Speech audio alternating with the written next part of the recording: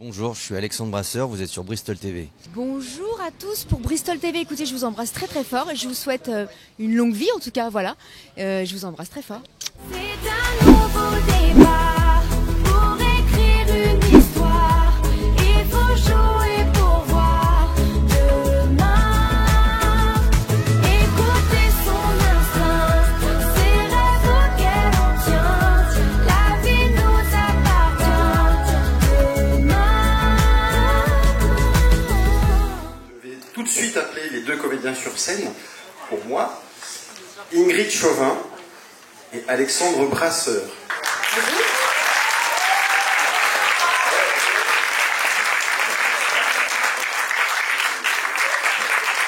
Bonjour. Bonjour. Comment on vous a présenté le projet Demain nous appartient à l'origine? Ingrid, Alexandre, Ingrid. Comment on nous a présenté le projet? Moi je me souviens, j'étais en tournée de théâtre et mon agent m'a appelé en me disant écoute, voilà, j'ai reçu un projet, lis-le avec attention. J'ai lu 5 premiers épisodes et j'ai eu qu'une envie, c'est de connaître la suite. Donc voilà, quand j'ai lu les épisodes, ça m'a rappelé la grande saga qui a fait de moi la star de l'époque en 2003 avec Dolmen, en 2005 pardon. Donc voilà, c'était l'esprit d'une grande saga familiale avec tous les ingrédients que le public adore, de l'humour, des mystères, des secrets de famille, un côté polar, de l'amour aussi et des désamours. Des décors aussi. Des décors, absolument. Alors quand on lit, effectivement, c'est pas ce qu'on retient, mais quand on arrive sur les lieux du tournage, effectivement, on découvre un site exceptionnel et qui met en valeur une région vraiment magnifique. Qu'est-ce qui vous a plu au départ dans Demain nous appartient, Alexandre? Le souffle, je trouve que c'est une série qui a beaucoup de souffle, comme le disait Ingrid, où on mélange comme ça, effectivement, tout ce qui est polar et tout ça. Il y a un vrai souffle, une vraie générosité, et puis ensuite, la distribution m'a beaucoup interpellé. J'ai trouvé qu'elle était très mélangée entre des grosses pointures comme Ingrid, qui sont installées depuis de nombreuses années, des gens qui viennent de milieux un peu différents, comme je pense à Juliette Tressanini qui vient du web, ou bien des gars comme Atman Kelly. C'est une série qui est quand même assez hétéroclite dans sa composition en termes de distribution, et ça, moi j'ai trouvé ça très intéressant. Je me suis dit tiens voilà, je trouve que de la part de notre diffuseur, je me suis dit de mettre ça en accès, de montrer des gens un peu différents, de mélanger tout ça dans une grande série avec du souffle, dans des décors effectivement assez somptueux. Il y a quelque chose de nouveau, ça sent quelque chose c'était frais. C'est vrai que c'est une grande troupe, Demain nous appartient. Énorme troupe. Il y a des gens qu'on connaît bien évidemment, d'autres qu'on découvre. C'est aussi ça l'attrait d'une certaine manière. C'est une porte d'entrée pour s'attacher justement à la série, c'est de découvrir de créer une sorte de famille de fiction. Et pour le coup, notre diffuseur et nos producteurs ont eu un talent assez incroyable de réunir toutes ces personnalités qui font qu'on est vraiment une vraie famille. Avec beaucoup de bienveillance. Voilà, on prend énormément de plaisir à travailler ensemble, on travaille dur, mais on travaille avec beaucoup de plaisir. Qu'est-ce qui vous revient en tête quand vous revoyez ces images du premier épisode? Moi je trouve ça incroyable parce qu'on a l'impression que c'était hier et en même temps on a l'impression que c'était il y a 10 ans aussi. Il s'est passé tellement de choses et nous je pense qu'on était assez satisfaits de voir ces images parce que dès le départ on a trouvé ça très audacieux, très ambitieux. Donc on était assez fiers. Et c'est ça aussi, Demain nous appartient, c'est une série ambitieuse. On a envie d'aller loin, on a envie d'en faire toujours beaucoup plus. Et d'ailleurs, les scénaristes nous le rendent bien, parce qu'ils nous permettent de traverser des moments incroyables. Et c'est vrai que pour nous autres acteurs, cette série à fabriquer, à travailler, elle est vraiment agréable, parce que voilà, on nous donne vraiment une matière incroyable. Nos personnages sont amenés à traverser. Alors ça peut paraître un peu dingue pour les spectateurs, parce que il faut qu'il se passe toujours des choses dans une série, sinon on va s'embêter. Si on faisait quelque chose d'un peu plan-plan, ce serait pas très, très marrant. Mais du coup, il se passe toujours beaucoup de choses. Mais nous, on est vraiment amenés à travailler sans cesse, d'aller toujours plus loin, d'aller chercher des choses folles dans la comédie ou dans le drame. Donc pour nous, c'est extrêmement jouissif à fabriquer. Ah, c'est extraordinaire pour nous. Et c'est vrai que c'est ambitieux dans le sens où on est quand même dans un format de 26 minutes et en quotidienne. Donc, moi, à chaque fois, je suis estomaquée de la capacité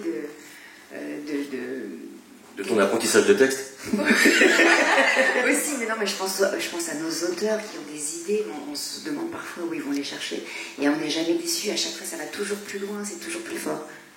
D'apprentissage de texte. C'est ça qui est assez nouveau en fait, je trouve que dans ce format, en tout cas à cet horaire-là, c'est que il y a des choses qui se faisaient avant qui sont très bien, mais si vous voulez là, on a mis la production, la chaîne a vraiment placé en termes d'access prime time une qualité de programme et de fiction qui est digne du prime. Alors on a des journées qui sont extrêmement denses, extrêmement chargées, mais là, de par le travail que fournissent nos réalisateurs et nos équipes techniques, on arrive à faire en access, à montrer aux spectateurs des images puissantes qui sont vraiment dignes du 20h50.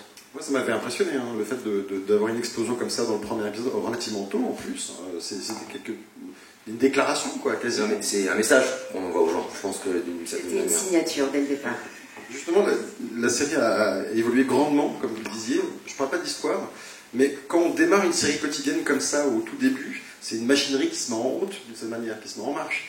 Comment ça a évolué cette machinerie maintenant avec quelques mois d'expérience? Est-ce que vous avez découvert quelque chose d'assez formidable ou pas? Les choses sont un peu la même chose qu'au début, non? Oui, j'ai pas le sentiment qu'il y ait du changement. Il y a une évolution dans le sens où on a appris à tous se connaître, à travailler ensemble. Et comme je le disais, nous, on a toujours cet engouement pour connaître la suite, pour se dire, tiens, qu'est-ce qui va se passer dans telle famille? Et voilà, il y a ce côté addictif qui était présent et qui perdure dans le temps. Et ça, je trouve ça extraordinaire. Il faut savoir que c'était une série qui était extrêmement préparée. Depuis des mois, on n'arrive pas dans une ville comme Sète ou une autre, d'ailleurs, avec un tel projet sans que ce soit préparé en amont. Donc, quand on a débarqué et qu'on a commencé à tourner, je crois, fin mai ou début juin, Guillaume de Menton, qui est notre président, qui est d'ailleurs ici avec nous, ils nous ont accueillis sur le quai de la gare avec tous les chefs de corps et ils nous ont fait visiter tous ces studios, toutes ces infrastructures, et tout était fabriqué depuis des mois.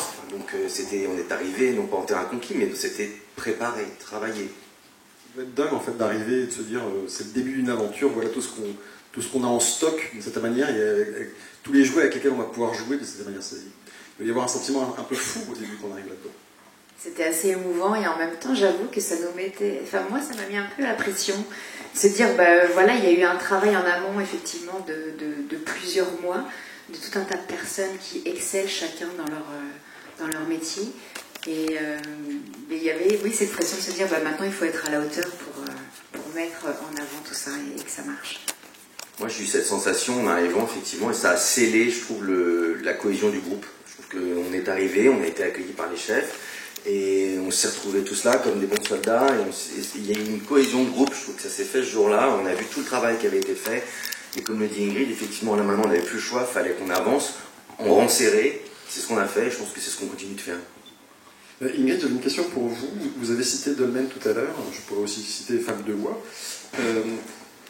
Vous n'êtes plus l'héroïne de Dolmen ou de Femme de loi, obviously, comme on dirait en anglais. Dans Demain nous appartient, vous êtes une mère de famille. Est-ce que c'est une vraie chance comme ça d'avoir un rôle qui accompagne aussi votre parcours de femme, d'une certaine manière? Ah oui, bien sûr que c'est une chance. Et pour le coup, c'est la première fois que j'interprète un rôle de maman. Réellement, en tout cas, mère de famille, presque maman de mon mari aussi, qui est presque mon 3e enfant. Appelle Laure tout de suite. Mais voilà, puis je trouve qu'elle incarne la femme d'aujourd'hui, la femme moderne qui doit assurer au boulot, à la maison, qui a un dévouement pour sa famille, qui a un don de soi absolument incroyable, qui est aussi forte que fragile. C'est une vraie héroïne et c'est un peu la femme d'aujourd'hui, je trouve. Et Alexandre, vous parliez des personnages, cette chance de pouvoir évoluer avec un personnage, justement, c'est vivre dans la durée avec ce personnage-là, le jouer tous les jours, tous les jours d'ailleurs. Tous les jours. Est-ce que c'est justement une chance, en tant que comédien, de pouvoir le faire évoluer aussi, d'imprimer sa patte, de distiller des choses? Oui, c'est aussi ce qui fait partie de la joie de travailler sur du long terme. Moi je trouve ça très agréable. Comme le disait Ingrid, on découvre un peu nos aventures et ce qui va se passer pour les uns pour les autres. Comme les spectateurs avec un mois et demi d'avance, mais donc en fait on est comme dans la vie, on avance et puis après on compose en fonction de ce qui nous arrive. Voilà. tout d'un coup vous tombez sur des aventures puissantes qui forcément génèrent dans les personnages à l'intérieur des grands chambardements de vie. Donc après, avec les auteurs et puis dans sa création artistique, libre à nous de composer avec tout ça et de faire évoluer nos personnages en fonction de ce qui leur arrive. Et ça, moi je trouve que c'est très agréable à faire en tous les cas. De travailler sur le long terme, moi, je trouve ça très agréable. Et puis à un moment donné, si vous voulez, il y a tout le travail qui a été fait et qu'on a accumulé, pas secrètement, mais tout ce qui se fait au quotidien, si vous voulez. Donc, il y a des choses qu'on fait un peu de manière un peu plus naturelle, sans forcément y réfléchir pendant des heures, vous voyez. C'est le geste, finalement, on finit par acquérir non pas des automatismes, mais voilà, il y a des gestes qu'on a, et dans la réflexion et sur le regard qu'on pose sur son personnage qui s'acquiert comme ça avec le temps. Et c'est très agréable de pouvoir travailler comme ça. Le public peut se retrouver dans chacun de nos personnages. Et je pense qu'il y en a pour tout le monde, pour les jeunes générations, les moins jeunes, avec des milieux sociaux aussi complètement différents.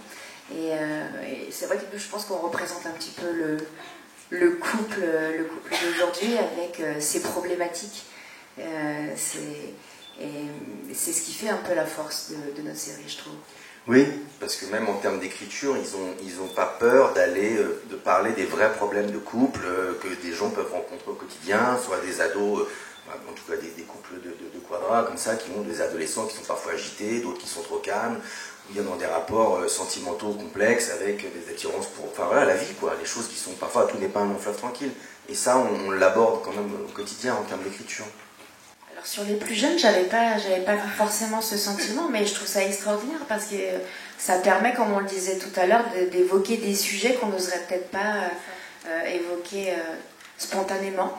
Et du coup, ça peut permettre aux enfants et aux parents d'avoir une facilité d'expression à la maison, et je trouve ça plutôt très positif.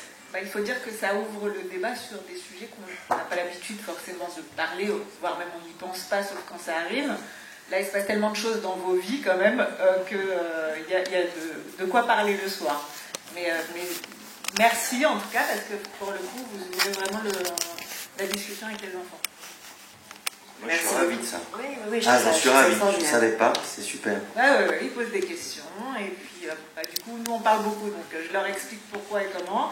Quand vous avez des problèmes de couple, je leur dis que c'est pas facile et que c'est chez tout le monde pareil. Et voilà. Merci beaucoup, madame. Merci. On était à la maison Chloé dans le jardin. Je crois même que le réalisateur de cette scène, c'était Thierry. Thierry Pétieux, mon mari. Et effectivement, on était dans des situations complexes parce qu'on ne savait plus trop dans quelle émotion on était au niveau de notre couple. Et tu m'as embrassée alors que c'était pas du tout le moment. C'est normal pour moi. D'embrasser Chloé à ce moment-là, et en plus devant Thierry. Tu dis, excuse-moi Thierry, je m'ai fait exprès. Et voilà, c'était des moments où on est perdu, où effectivement on s'embrasse parce que c'est devenu tellement naturel, évident, enfin on se rend pas compte des choses. Il est là, on peut en parler, c'est vrai qu'on en parle des fois le soir, on se marre bien. Mais voilà, c'est des petites anecdotes comme ça, je me souviens très bien de ce moment. Alexandre, une anecdote aussi? J'ai pas d'anecdote particulière, c'est vrai qu'effectivement je me souviens avoir embrassé Ingrid. C'était pas moi, c'est les personnages. J'étais un peu perdu. Non, mais c'est vrai que j'ai pas d'anecdote particulière, mais c'est vrai que c'est sympathique. On passe des moments ensemble, et puis ça m'arrive aussi d'aller dîner chez Ingrid, avec Thierry. On fait des dîners familiaux, voilà, c'est la vie, et c'est ça, enfin, je trouve ça génial. C'est des moments de vie incroyables, et c'est aussi pour ça en tout cas que je fais ce métier. C'est pas que pour l'artistique, c'est aussi pour l'humain. Et Demain nous appartient, c'est vraiment c'est pour l'humanité. Ce serait extrêmement difficile d'être dans un personnage trop éloigné de nous, parce que forcément c'est un petit peu comme si on était filmé 24 heures sur 24, on ne peut pas tricher. Et à un moment donné, il y a forcément une part de soi qui apparaît. Donc voilà, il y a forcément des similitudes.